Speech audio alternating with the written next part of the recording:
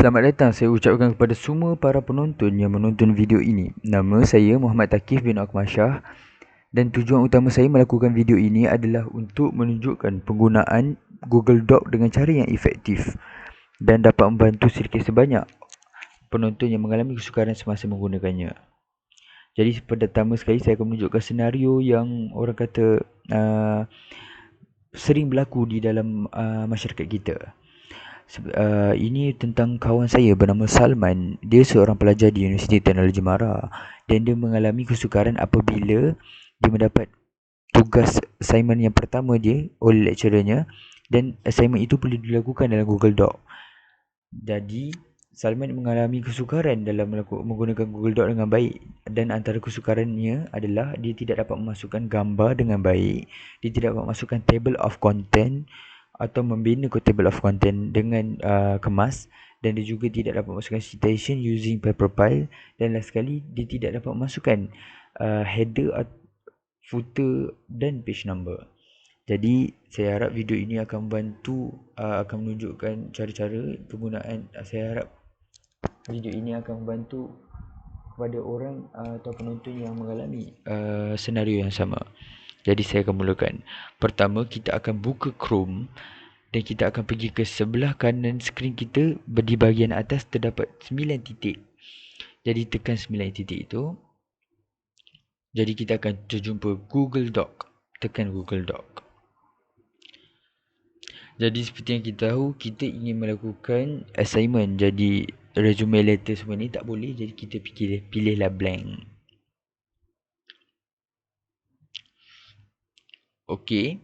Jadi untuk pengetahuan semua, untuk kita melakukan assignment kita, perkara penting utama yang perlu kita lakukan sebelum mulakan assignment kita adalah membuat halaman utama, iaitu halaman hadapan lah. Jadi halaman hadapan itu memerlukan maklumat akan menunjukkan maklumat diri dan juga maklumat universiti kita.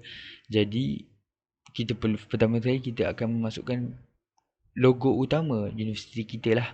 Jadi kita akan masukkan logo utama Encik Salman, kawan saya tadi itulah. Jadi macam mana untuk masukkan gambar, tengok ini. First kita akan pergi ke insert image dan kita akan pilih. Dia ada pelbagai cara untuk kita masukkan gambar, tapi kita nak masuk insert image tu, jadi kita search from the web sebab kita tahu logo-logo ini kita boleh cari di Google Image. Jadi kita search University Teknologi Mara logo. Jadi kalau kita dah jumpa, kita tekan itu, nanti automatik kat bawah tu kita akan nampak insert. Kalau kita nak tukar benda lain, kita boleh tekan X, tukar balik, kita pilih yang lain. Okey. Jadi kalau kita dah betul-betul memilih gambar itu, kita tekan insert. Nanti automatik dia akan masukkan dalam kita punya Google Doc. Jadi nampak tak kita dah masukkan, tapi saiz yang agak besar, kita boleh adjust sendiri. Jadi kita nampak tak cantik di situ sebab tak seimbang. Jadi kita boleh centerkan dengan cara ni. Kita boleh pilih di sini. Nampak center align. Seperti yang kita tahu, ini dia akan melapatkan benda yang kita ingin gerakkan ke kiri. Yang ni kita, kalau benda yang kita ingin gerakkan rapat ke kanan. Jadi untuk center kita tekan ini. Jadi bila dah kita betul-betul dah rasa kemas atau kita ingin besarkan, kita boleh besarkan lagi. Jadi kalau kita betul-betul dah rasa, kita boleh teruskan dengan meletakkan maklumat diri kita lah.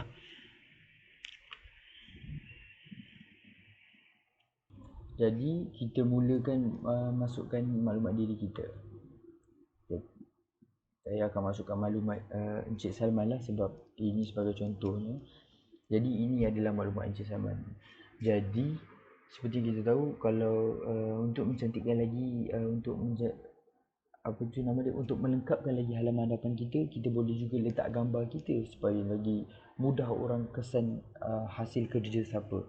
Jadi saya akan masukkan gambar kawan saya Encik Salman ni di dalam ini dengan menggunakan cara insert image dan cara yang lain. Seperti yang kita tahu, takkanlah kita boleh cari search from the web gambar kita kan. So kita upload from komputer lah. Bila dia upload from komputer, dia akan memilih gambar yang ada di dalam laptop kita atau komputer kita. Jadi saya akan pilih gambar Encik Salman. Okey, nampak tak itu cantik sekali. Jadi bila dah macam ini, kita panggil apa? Ini adalah front page yang sangat lengkap dan sangat cantik sekali. Semuanya adalah center dan sebagainya, dan maklumatnya sangat lengkap. Jadi kita akan pergi ke muka surat yang seterusnya. Ini ramai orang mengalami kesukaran. Mereka berfikir macam mana ini saya pergi ke muka surat seterusnya. Jadi saya akan tunjuk macam mana. Dengan cara yang mudah untuk pergi ke muka surat seterusnya adalah kita tekan insert, pergi break, page break. Nanti automatik dia akan membawa ke muka surat yang seterusnya.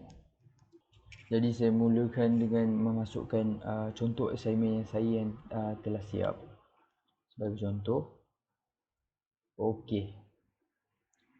Jadi seperti yang kita tahu, pada macam mana ingin membuat table of content, kita perlu asingkan tajuk dengan isinya. Jadi seperti yang kita tahu, ini adalah tajuknya dan isinya. Jadi macam mana ingin kita membuatkan perbezaan yang ketara, kita perlulah buat seperti ini. Kita tekan pengenalan ini, tarik sampai ke hujung dan pilih teks yang style yang lain, supaya ada perbezaan yang ketara antara isi yang kita ingin sampaikan dengan tajuk yang kita ingin sampaikan. Jadi saya akan pilih heading 1. Jadi bila kita pilih heading 1,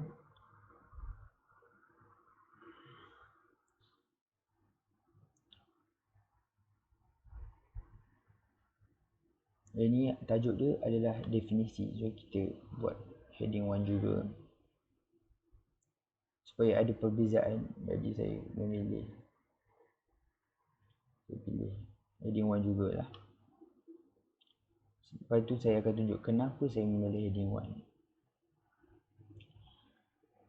Jadi dengan kita memilih heading 1 ini, function dia utama adalah kita untuk membezakan di mana tajuk yang kita ingin sampaikan dan di mana isinya. Jadi itulah function penukaran heading 1. Kita boleh je tukar heading 2 dan sebagainya. Tapi untuk macam tu, tapi tak ada tapi apa yang contoh yang saya beri ni tak ada tajuk kecil. Contohlah kita ada tajuk kecil, kita boleh je letak heading 2 supaya jadi lebih cantik dan lebih kemas masa kita ingin buat table of content tersebut. Jadi saya akan tunjuk cara-cara untuk menginsertkan header, footer dan page number. Pertama saya akan tunjuk masukkan page number. Saya akan pilih yang bawah lah sebab common kebiasaan. Jadi macam itu kita masukkan. Jadi kalau selalunya kita nampak di buku-buku di tengah, kita boleh juga centerkan seperti yang saya ajar pada permulaan video ini. Okey, kalau ingin besarkan kita boleh besarkan. Okey, jadi dah kemas seperti itu. Nampak 1, 2, 3 dia akan terus turutan bila kita tekan je insert page number. Jadi kalau kita selalunya kebiasaannya assignment kita tak front page atau halaman muka hadapan tak perlu ada page number. Jadi kita boleh hilangkan, tekan different page number. Nampak? Jadi kehilangan, jadi ada perbezaan di antara muka surat kedua dengan muka surat pertama. Okey. Lepas tu footer. Kalau kita ingin masukkan footer, kita boleh juga insert footer.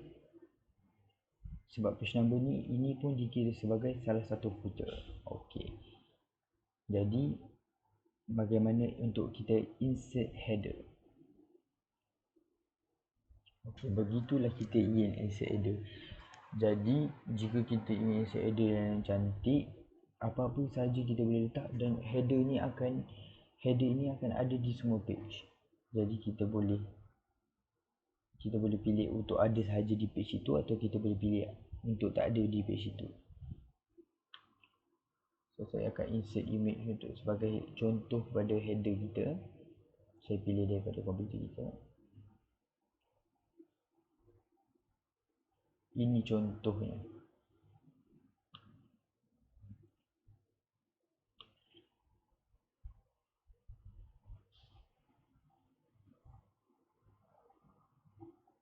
Okey.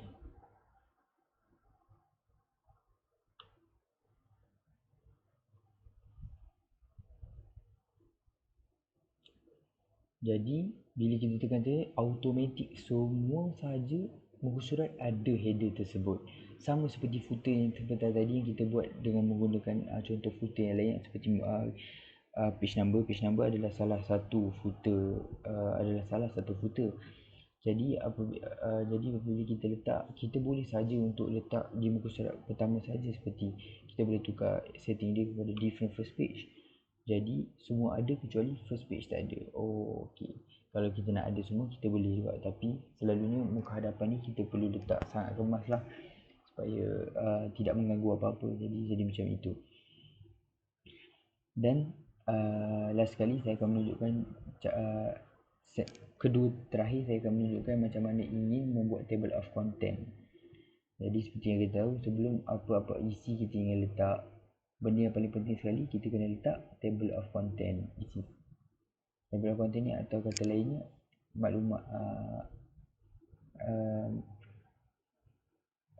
maklumat isi kandungan, ya betul. Jadi kita insert lah isi kandungan tu table of content. Macam mana kita nak tahu apa yang kita dah letak dalam table of content ni? Kita boleh tekan di sini tadi, outline yang tadi saya ada tunjuk sebelum ni. Okey, nampak tak? Tapi kenapa ada perbezaan di situ? Itu sebab ada sedikit kesalahan yang kita lakukan. Jadi kita boleh edit. Untuk hilangkan, kita perlu pastikan semua ini adalah normal text supaya tidak keluar semasa kita ingin meletakkan table of content tersebut. Itu caranya untuk menukar. Jadi lepas kita dah betulkan tadi, macam mana nak betulkan kat sini? Kita tekan saja kat sini, nanti dia akan refresh. Okey, nampak tak table of content yang sangat kemas. Tapi kita tak nak kan ada table of dalam satu muka surat tu ada dua maklumat. So kita boleh je hilangkan, kita boleh tukar asingkan muka surat ni dengan insert page break supaya nampak kemas di situ. Ada isu kandungan dan sebagainya. Nampak? Tapi kan ada perubahan tadi. Tadi kan kita sampai muka surat 4 dan bila kita dah buat page break tu ada sampai muka surat 5, betul tak? Jadi table of content kita boleh update seperti saya tunjuk tadi. Kita boleh tekan refresh. Nampak dia automatik akan tukar 3, 4, 5. Okey. Jadi last sekali saya akan tunjuk macam mana ingin memasukkan citation. Insert citation using paper file. Pertama sekali kita perlu ada add-on paper file. Tapi kalau anda tidak ada paper file ni seperti saya dah download. So untuk get kalau orang yang tak ada, kita boleh je get add-on. Bila get add-on ni kita search paper file. Okey, siapa yang belum install, yang belum ada paper file ni, kita boleh tekan install. Tapi siapa yang tak boleh, siapa yang dah install, dia akan tulis install lah. Jadi saya dah install, so kalau belum install tekan install. Macam mana tadi, tekan add-on dan get add-on. Jadi kalau saya dah install paper, saya akan teruskan lah dengan membuat citation. So saya manage saya. Bila tekan paper file, kita tekan manage citation.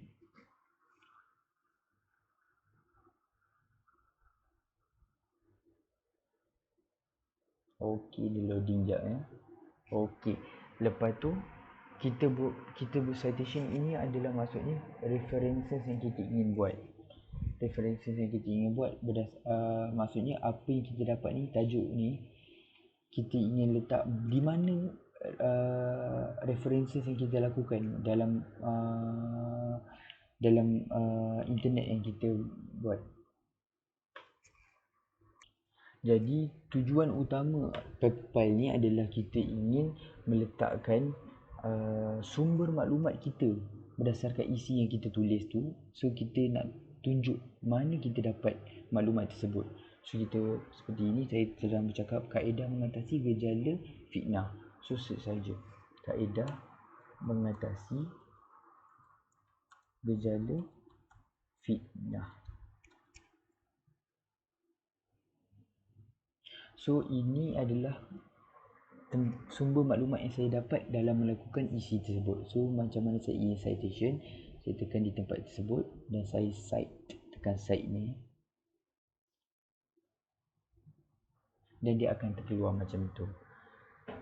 Tapi jika anda ingin membuat assignment, kita perlu ada references, bukan?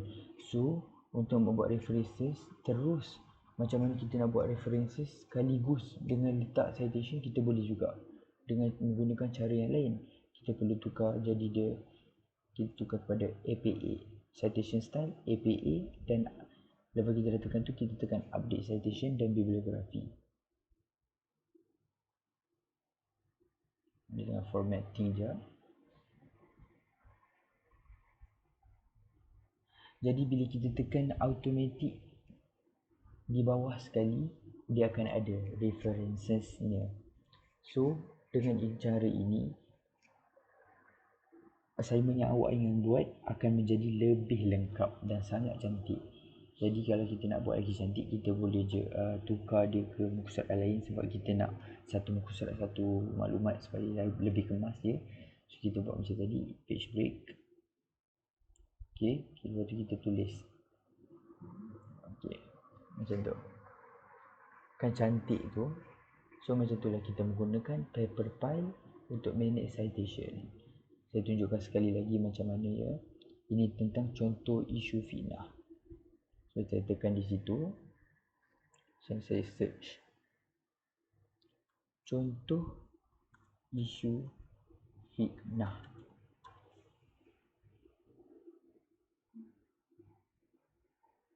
Boleh.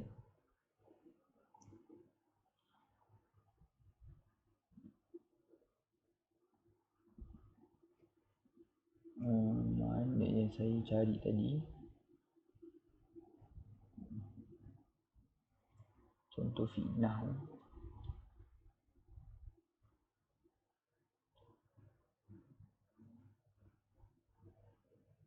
Okay, kita boleh cari di sini untuk yang mana saya letak. Okay, ini yang saya letak. So kita boleh je, okay, kita target di situ, kita tekan cite. Bila kita dah ready dengan APA citation style ni, jadi dah akan automatic. Kita tekan saja update citation bibliography.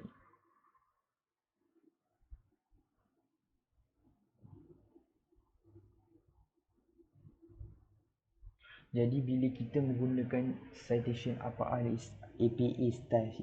style ni, apa kebaikannya adalah kita menjimatkan masa supaya references kita tidak perlu lagi untuk tulis di bawah. Jadi kalau kita menggunakan citation yang lain, dia hanya letak di situ. Tapi kalau kita menggunakan citation yang APA style ni, dia akan terus keluar. Jadi kita punya assignment tu lebih kemas dan lebih mudah untuk orang faham. Jadi itu sahaja yang saya ingin sampaikan dengan video saya. Saya berharap semua dapat mengambil ilmu yang saya sampaikan. Itu sahaja. Terima kasih menonton.